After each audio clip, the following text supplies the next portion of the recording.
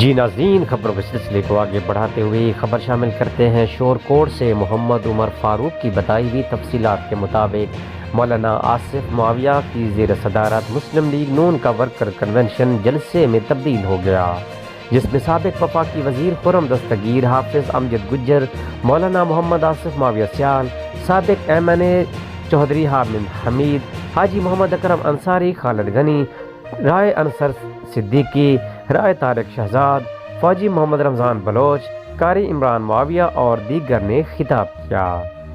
آپ کو آگاہ کرتے چلیں، بکر منڈی شور کوٹ شہر میں 21 اکتوبر کو میاں نواز شریف کی وطن واپسی پر پرتپاک استقبال اور لاہور جلسے میں شرکت کے لیے تیاری کے سلسلے میں نون لیگ کا ورکر کنونشن، پاکستان مسلم لیگ نون علماء و مشائخ ونگ پنجاب امیدوار برائے MNA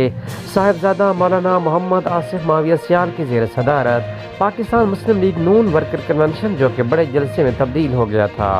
جس میں نون لیگ کی قیادت سابق وفاقی وزیر خرم دستگیر، ڈویژنل صدر حاجی محمد اکرم انصاری، حافظ امجد گجر، مولانا محمد آصف معاویہ سیال، سابق MNA سرگودا حامد حمید،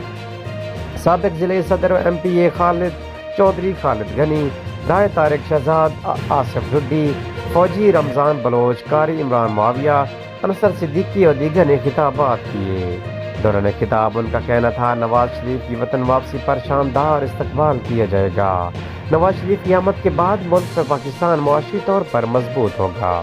جہاں سے ترقی کا سفر رکا تھا وہیں سے شروع ہوگا۔ پاکستان میں خوشحالی آئے گی۔ اس موقع پر پاکستان مسلم لیگ نون کے ورکر سمیت سیاسی و سماجی مذہبی شخصیات سمیت ہزاروں افراد نے شرکت کی۔